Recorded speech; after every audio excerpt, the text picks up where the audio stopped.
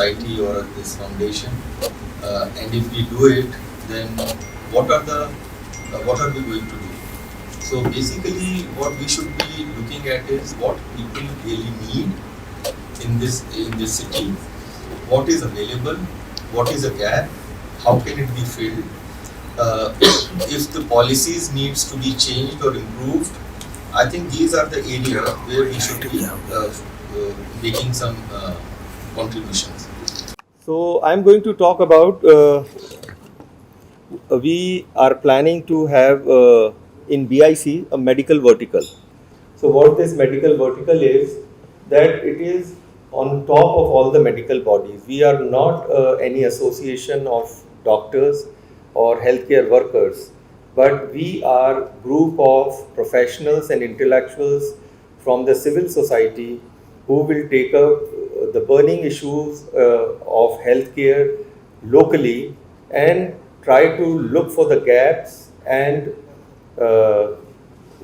gaps in the policies and infrastructure, and try to find a amicable solution which we can recommend to government and political bodies. So that is probably what we would be doing is in this medical vertical.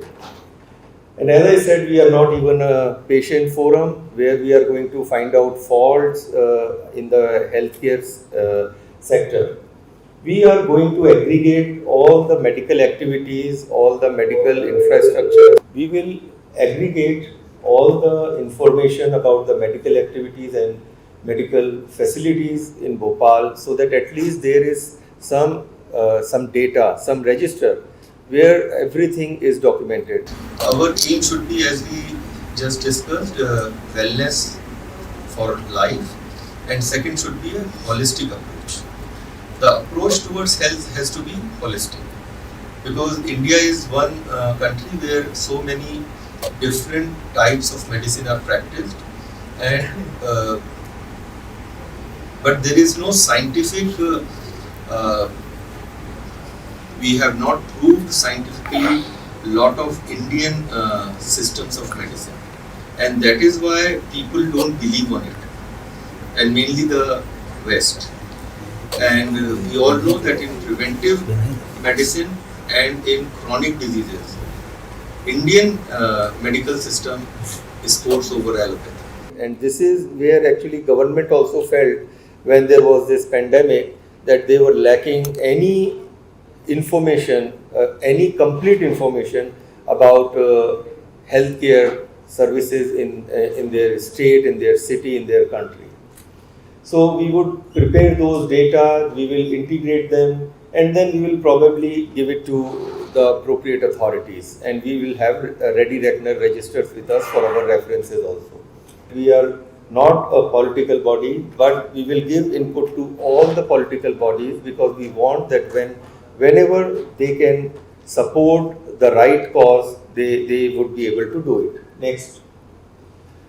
So we are basically, as I said, a group of professionals and intellectuals, and we will we will have the doable inputs. We will try to give an amicable solution rather than the theoretical solutions. We will give practical solutions, what can be done easily to improve the healthcare infrastructure in Bhopal.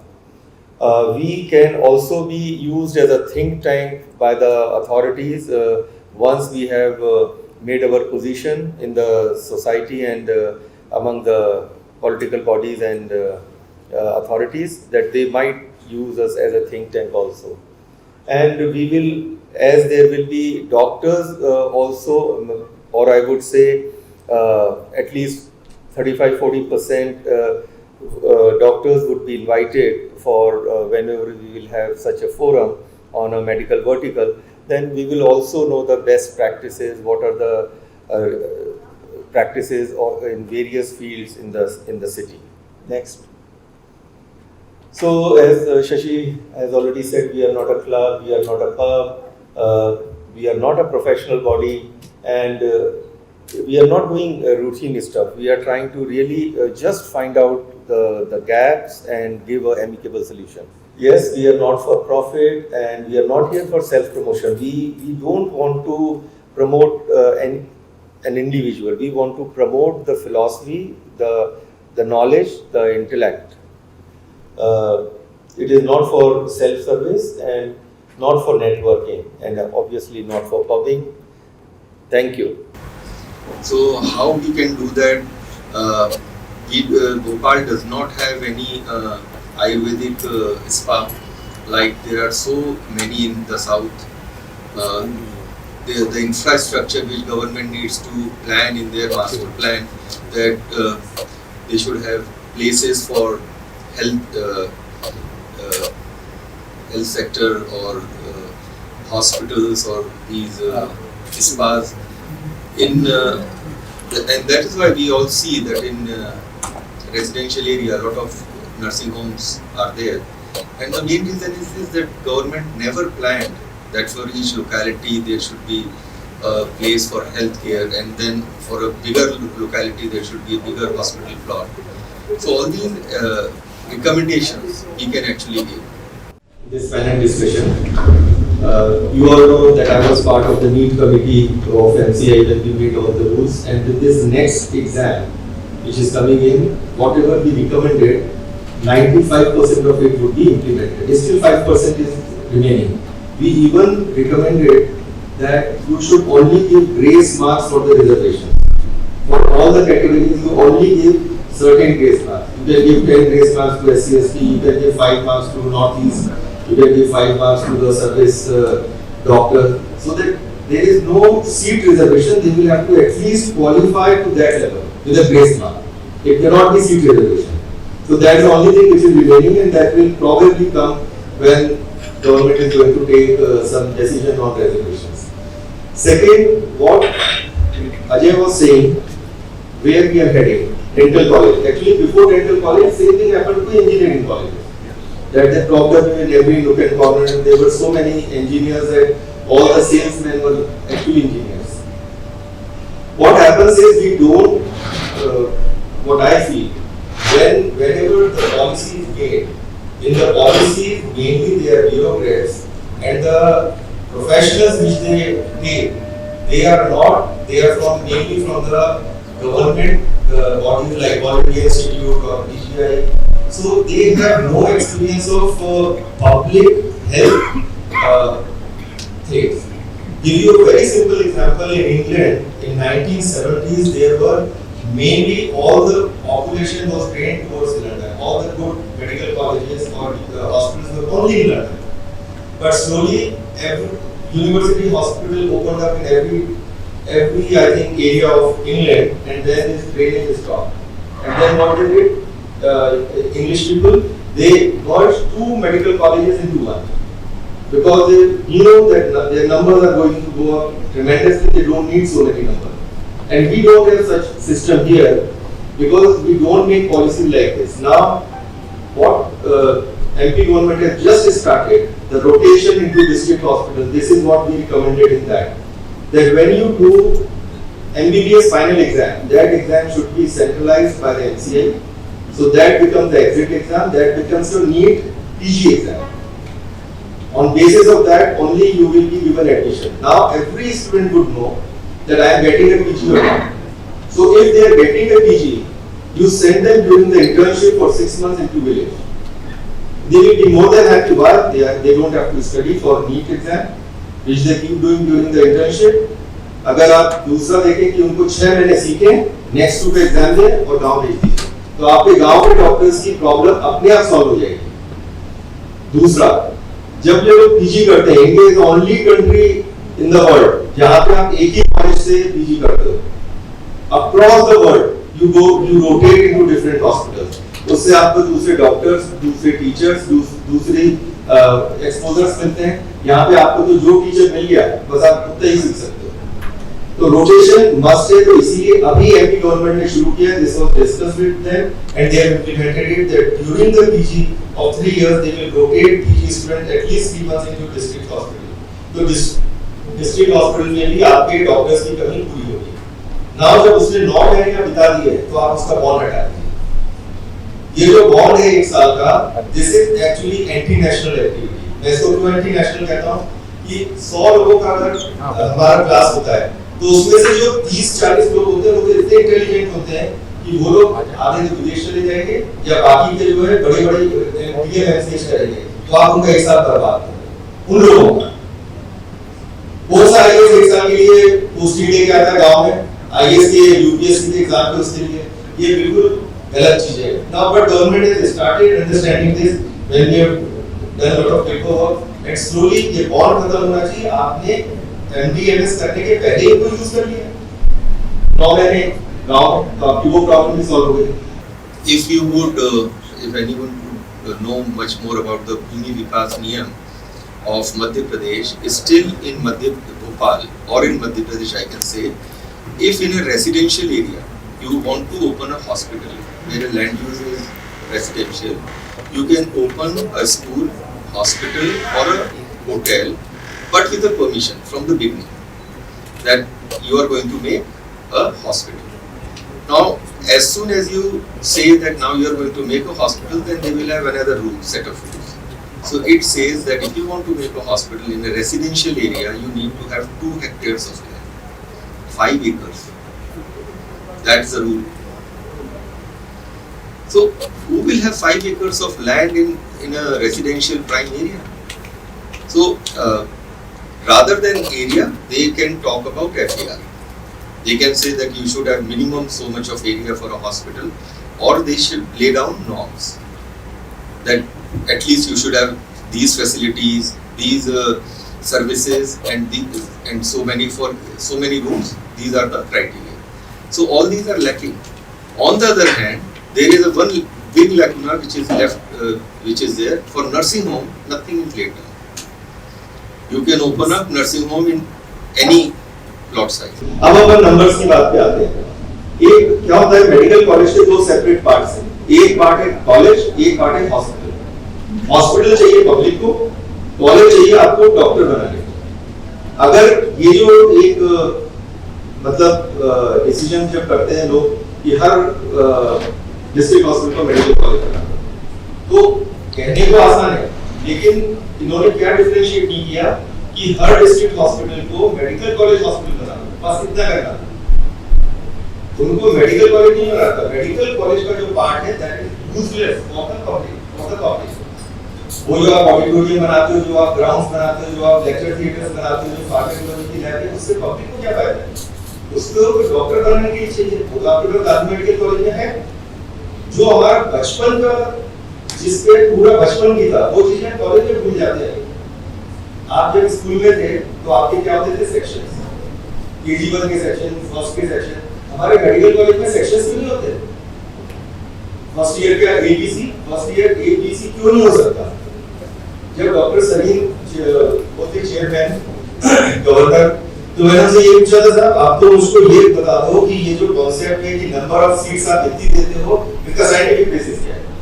वो देवी शेट्टी उन लोगों ने 7 दिन study करके बोले कोई scientific basis, और तभी उनके टाइम पे जो 50% सीट डबल हुई थी, रातों रातों से इसीलिए होती।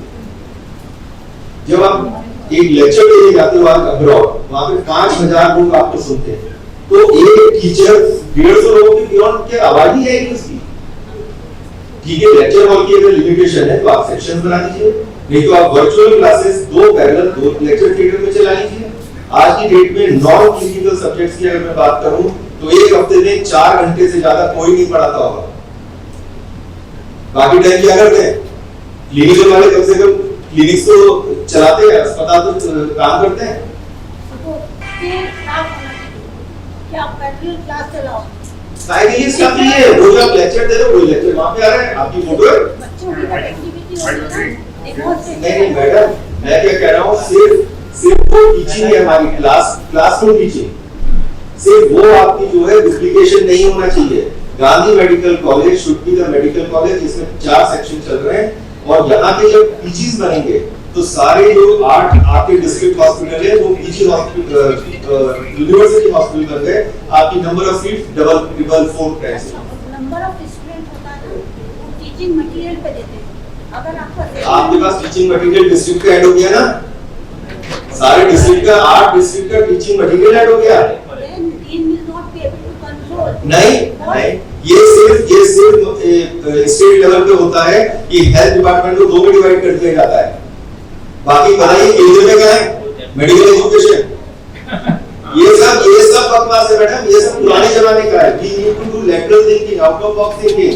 वर्ल्ड क्या कर रहा है, हम तो हर जगह फॉलो कर रहे हैं। आप भी ड्रास्टिक चेंजेस लाइए, सब चीज हो जाएंगे।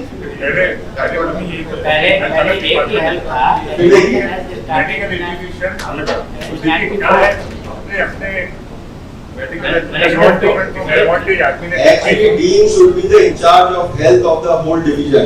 Exactly. ये होना चाहिए। I remember when we were studying when we were students, when I became a doctor, Dr. G.H. Sharma was the director public health, जो कि पब्लिक हेल्थ को भी डील करते थे और मेडिकल और आपका जो दूसरा कार्य है, आज आपका ख्याल बिल्कुल ठीक है। कितने टीचर हैं जो सच में पढ़ाते हैं? नहीं, अब मैं आपको टीचर का ही बताऊं।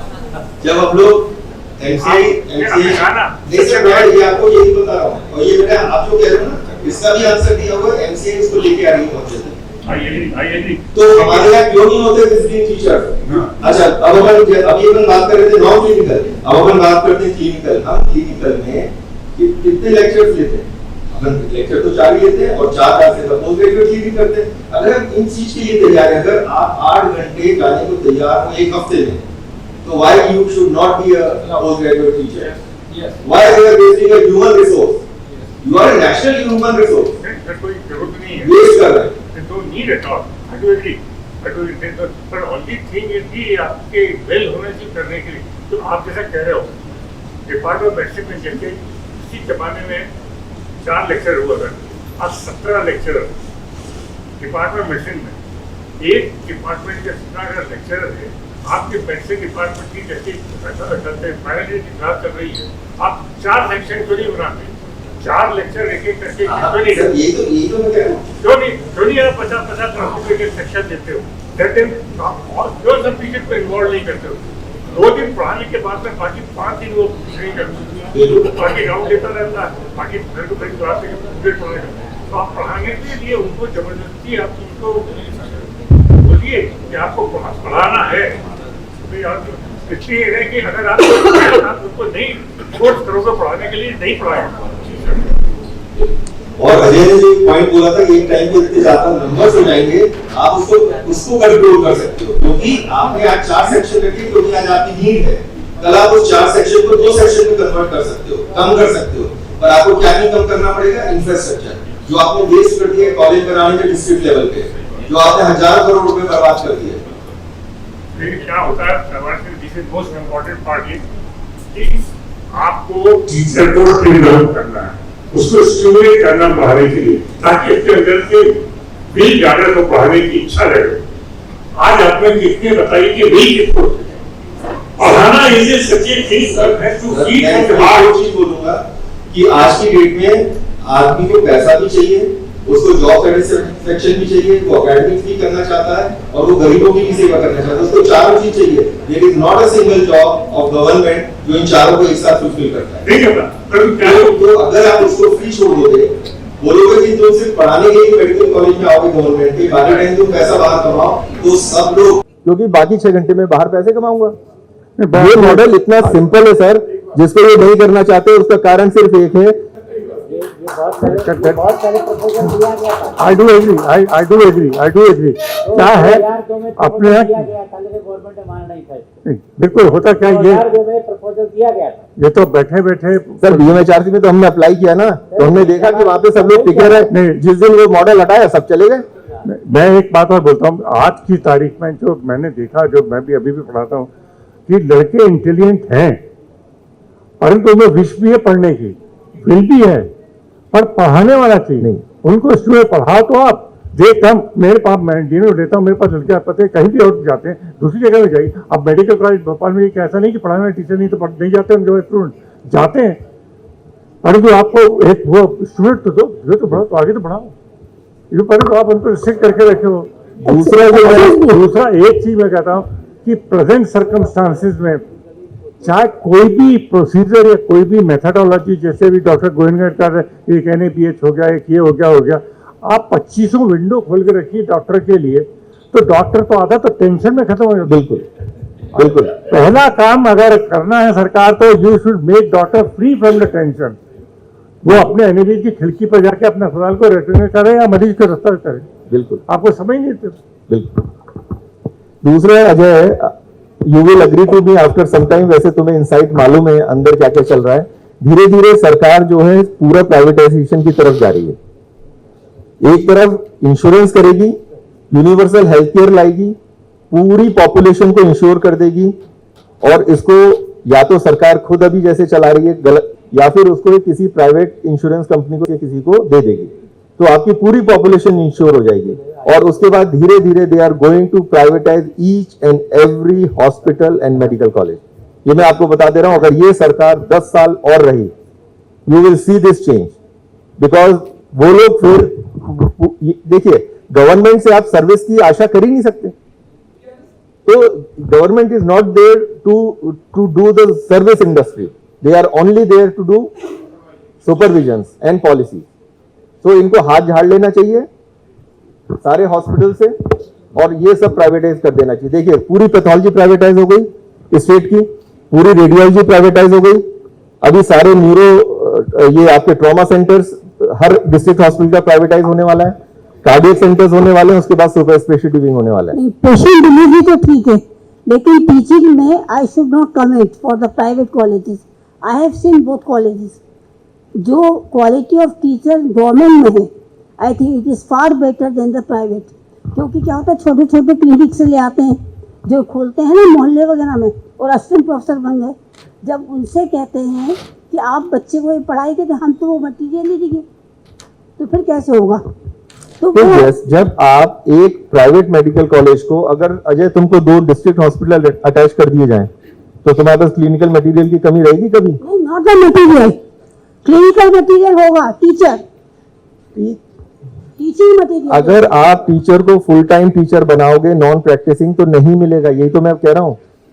आप विजिटिंग एमसीए ला रही है, 33% का रूल लाई है अभी, उसको 50% करेगी वो, कि 50% of the requirement you can fulfil by the visiting faculty. ये आने वाला और फैकल्टी होना चाहिए, रखने में नुकसान क्या है?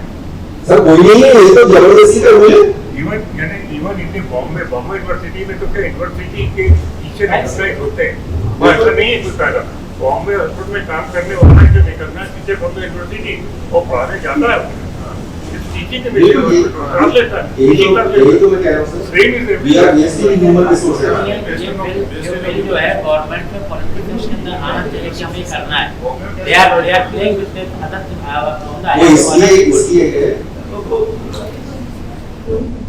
that aging population in Bhopal is increasing.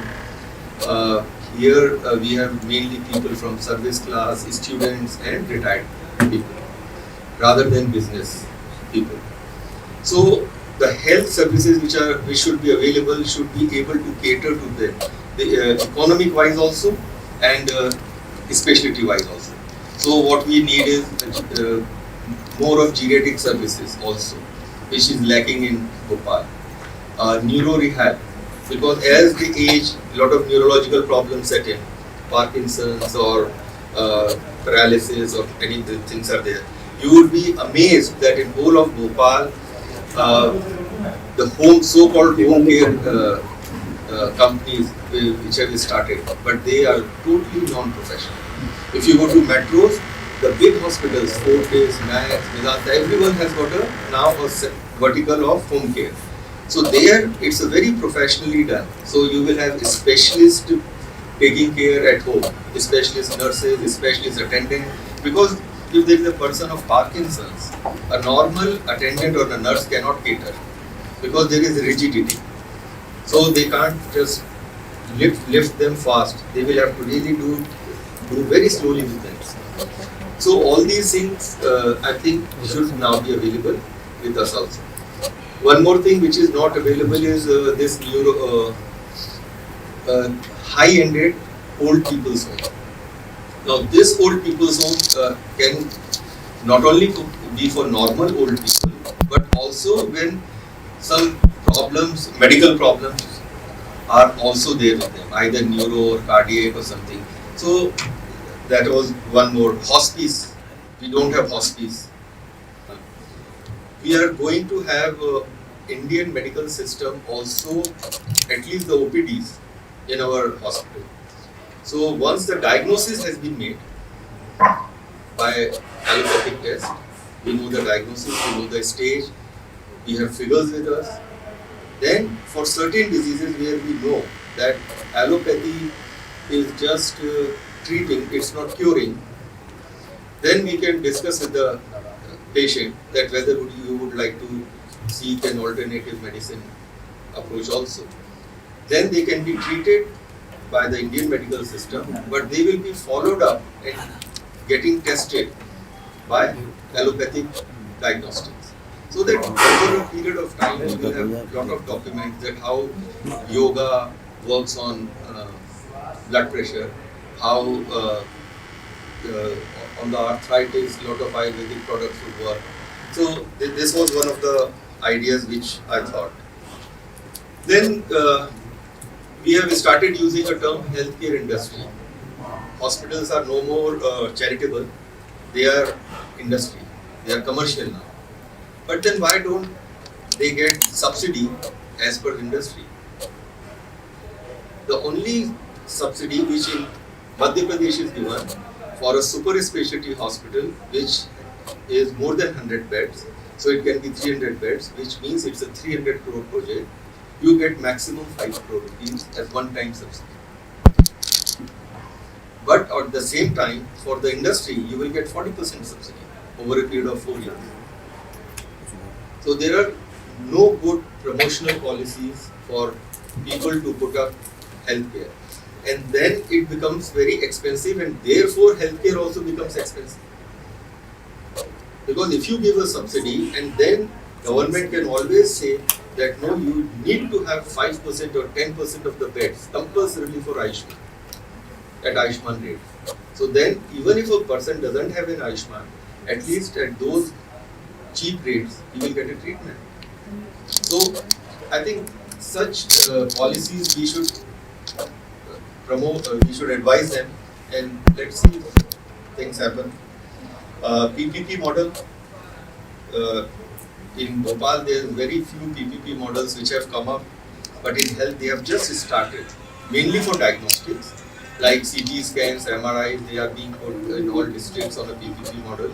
Now they are going to put mammography machines.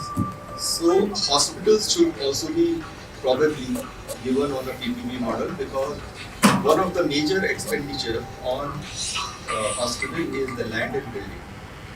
So if we want cheaper treatment for common people, then government should have some policy where government buildings can be given on a PPP model to private parties, and they can put up a hospital in that building and run it.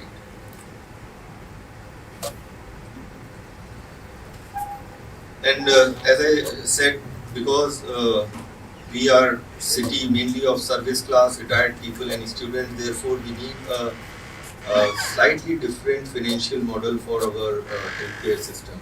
Not commercial like Indore. Indore is different from Bhopal.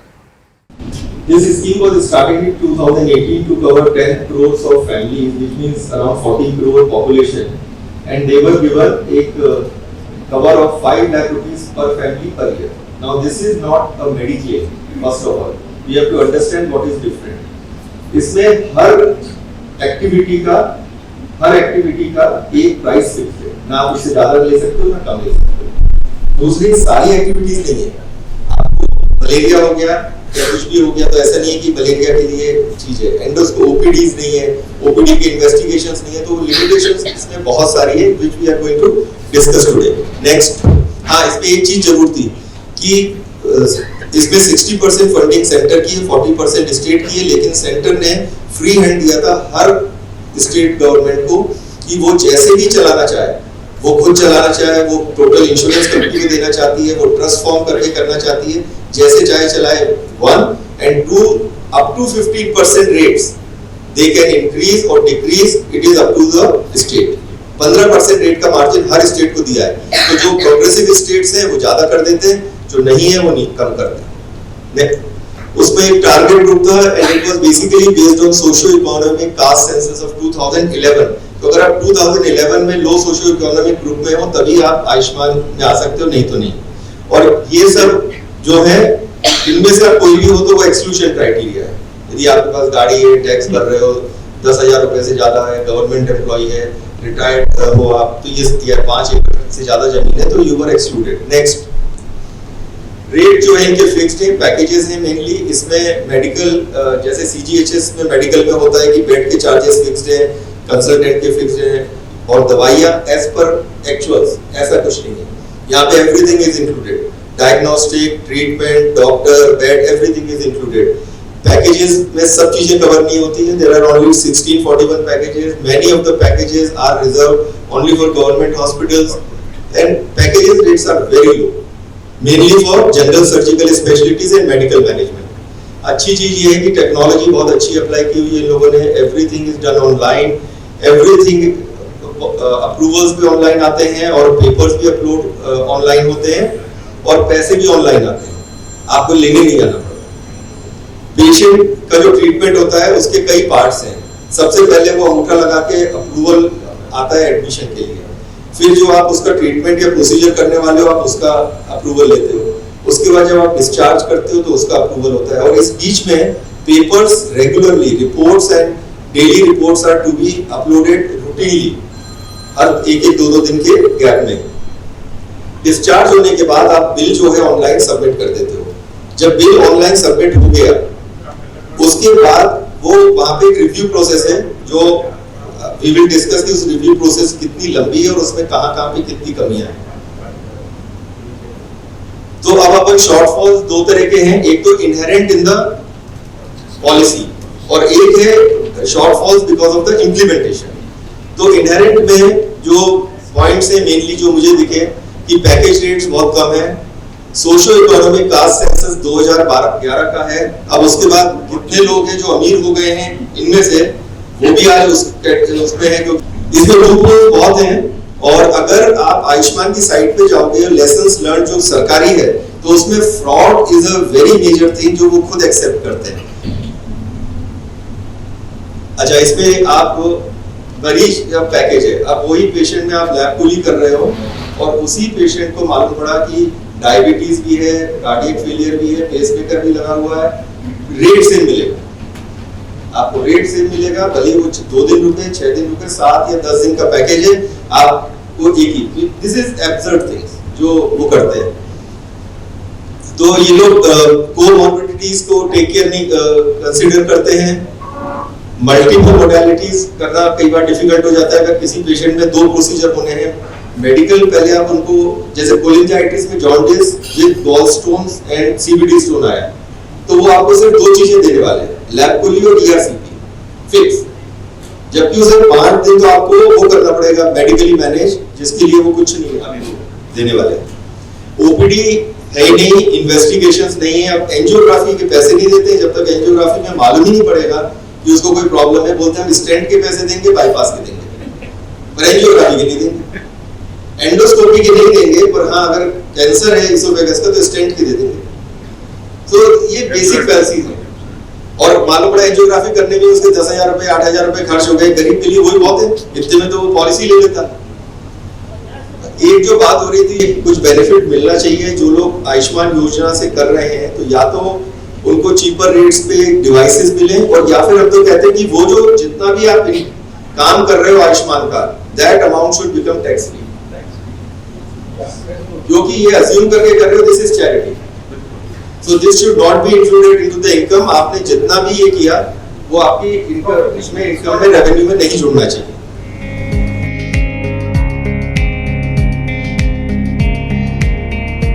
I will talk on a topic which could be futuristic because government ने कुछ steps तो ले लिए हैं उस field में, वो successful भी रहे हैं, और हो सकता है कि गवर्नमेंट का यदि विल पावर रहा तो वो शायद उसको यूनिवर्सल उसमें अप्लाई कर सकती भी है और चाहे तो करेगी भी। ये है पीपीपी मॉडल। इस PPP model is future of healthcare in India. This is just a food for thought for everyone. Next. PPP model क्या होता है? It is a partnership between a private player and a government sector, and then we deliver some public service. तो इसमें private जो partner होता है वो पूरा फाइनेंशियल उसके पास बर्डन आएगा, पूरा टेक्निकल एंड ऑपरेशनल ये पार्ट ज़्यादातर प्राइवेट पार्टनर करता है। और इंडिया में in 2004 it was the first PPP model where SMS medical college Jaipur they have put a CT scan and MRI as a PPP model in government sector. That was the first time in India. Next. So you can have several types of PPP model. One is where it is like build and operate. So the private player will also do the construction and will also run the show, equip it and run. In other model, you can only be doing the clinical services, provide clinical services. So you do basically operation and management, but you also put the equipment. And then you can have an integrated thing where you do everything. Next. So एक thought है government का जिस पे they have already started working, policy formation चल रही है, काफ़ी thought processes, brainstorming हो रही है दिल्ली में, and it is that we have to provide universal health care to all citizens of India, which means they will give you a minimum health guarantee to everyone. अभी जो आयुष्मान योजना है उसको धीरे धीरे आप देख रहे होंगे एक्सपेंड होगा, पहले 40 करोड़ लाभार्थी थे, फिर 60 करोड़ हुए हैं, अभी 70+ को डाल रहे हैं, बाद में सारे पेंशनर्स उसमें आने वाले हैं, CGHS, ECHS, ESI सब उसमें धीरे धीरे मर्ज करते जाएंगे. So eventually they want to give it to everyone, from प्रधानमंत्री टू ठेले वाला, everyone will have Ayushman. So everyone will be given 5 lakh family floater health minimum policy. Now this ये तो ये लोग अचीव कर लेंगे, पर अभी अगर ये कर रहे हैं तो इसका सारा खर्चा एक्चुअली सरकार खुद अपने ही सिस्टम के थ्रू मैनेज करती है. वो या तो ट्रस्ट सिस्टम बनाती है या कहीं पे खुद स्टेट गवर्नमेंट करती है पेमेंट्स एंड जो अप्रूवल्स होते हैं. लेकिन इसका एक मॉडल जो सबके उन लोगों ने शुरू किया है, they have started taking quotations from medical insurance companies and they are having lot of brainstorming with them, कि गवर्नमेंट सिर्फ एक ही काम करेगी कि 5 लाख फैमिली फ्लोटर का एक प्रीमियम भर देगी. मेडिकल इंश्योरेंस कंपनीज से टेंडर लिया, अलग अलग स्टेट्स को या जैसे भी डिवीजन हो, they can just give the premium and then government is off health. उन्होंने सबको इंश्योर कर दिया है. नाउ सबके पास एक इंश्योरेंस पॉलिसी है, भली बहुत छोटी है बट एक पॉलिसी है. अब आप लोग क्या कर सकते हैं, अगर आप केपेबल हैं, आप उसी इंश्योरेंस कंपनी में टॉपअप ले लीजिए कि भाई आयुष्मान में अगर मैं बाईपास कराता हूं तो 1,38,000 रुपये मिलते हैं आयुष्मान से, लेकिन मेरे को कराने मेदांता में, और वो भी डीलक्स वार्ड में, क्योंकि मैं इंडस्ट्रियलिस्ट हूँ.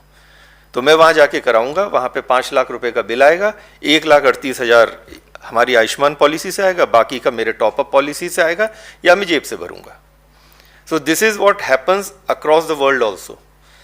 वर्ल्ड में कई कंट्रीज इस मॉडल पे भी काम करते हैं. इंडिया इसमें सोचने लगी है, अब कितनी सक्सेसफुल होगी कह नहीं सकते.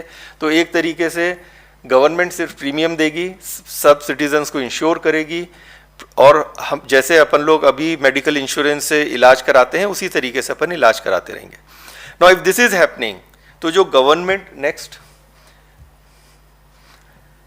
गवर्नमेंट का काम फिर गवर्नेंस, पॉलिसीज एंड सर्विलेंस, बस ये रह जाएगा.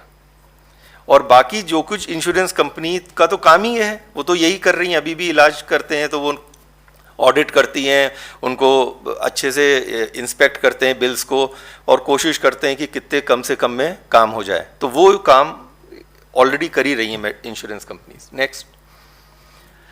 तो इससे हमारा क्या क्या बच जाएगा, इससे जो कुछ भी सरकार को हेल्थ बजट देना पड़ता है फॉर क्रिएटिंग इंफ्रास्ट्रक्चर, जैसे कि हॉस्पिटल बनाना है या अपॉइंटमेंट्स करने हैं, इक्विपमेंट्स खरीदने हैं, उनकी रिपेयर्स हैं, कंज्यूमेबल्स हैं, मेडिसिन्स हैं, पेंशन्स हैं, all this budget you don't need then. आपको सिर्फ प्रीमियम भरना है. और इफेक्टिवली अगर देखा जाए तो सारे डिस्ट्रिक्ट हॉस्पिटल और सिविल हॉस्पिटल जो हैं वो बहुत इजीली आउटसोर्स हो सकते हैं.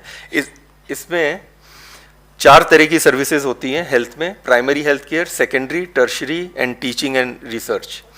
तो इसमें प्राइमरी हेल्थ केयर जो गांव लेवल तक है, जो तालुका लेवल तक है, वो जरूर सरकार को अपने पास अभी रखनी पड़ेगी, और जो टीचिंग और रिसर्च है उसमें भी गवर्नमेंट को अपना हस्तक्षेप रखना पड़ेगा। पर secondary health care and tertiary health care बहुत इजीली आउटसोर्स हो सकती है पीपीपी मॉडल पे। अभी जो एमपी कर चुका है, एमपी ने सारी pathology services in all district hospitals, all medical colleges and all CHCs वो आउटसोर्स कर चुकी है। सारी की सारी पैथोलॉजी एमपी स्टेट की आउटसोर्स्ड है, सारे के सारे CT और MRI डिस्ट्रिक्ट हॉस्पिटल में आउटसोर्स, सारे डायलिसिस आउटसोर्स हो चुके हैं प्राइवेट पीपीपी मॉडल पे, किचन्स आउटसोर्स हो रहे हैं, लॉन्ड्री आउटसोर्स हो रही है। ये सब ऑलरेडी टेस्ट कर लिया एमपी गवर्नमेंट ने, and they have found that yes it is successful. अब for the first time they have come out with a tender for the cardiac services in Bhopal district, जिसमें पीपीपी मॉडल पे जो नई building बन रही है JP hospital में, उसमें 1.5 फ्लोर देकर private player will run the show. So if that become successful, उनका फिर प्लान है कि न्यूरो एंड ट्रॉमा सेंटर्स धीरे धीरे करके super speciality and later on all services of district hospitals and civil hospitals can be outsourced on PPP model.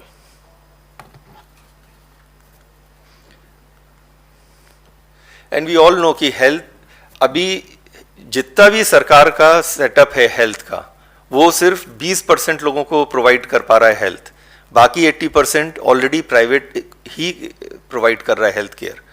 तो वो 20% भी जब प्राइवेट के पास जाएगा, रेट्स तो फिक्स्ड है, आयुष्मान के रेट फिक्स्ड हैं, तो इसीलिए प्राइवेट प्लेयर चाह के भी कुछ नहीं कर पाएगा उन जो गरीब मरीज हैं उनको इलाज देने में। लेकिन फ़ायदा क्या होगा, private player will always make sure कि हाँ CT स्कैन मशीन चालू है, MRI मशीन चालू है, पैथोलॉजी चालू है, इलाज होगा। सरकारी अस्पताल भले ही फ्री है, पर वहाँ अगर वो मशीन खराब है, दे डोंट बॉदर, महीनों तक खराब पड़ी रहती है।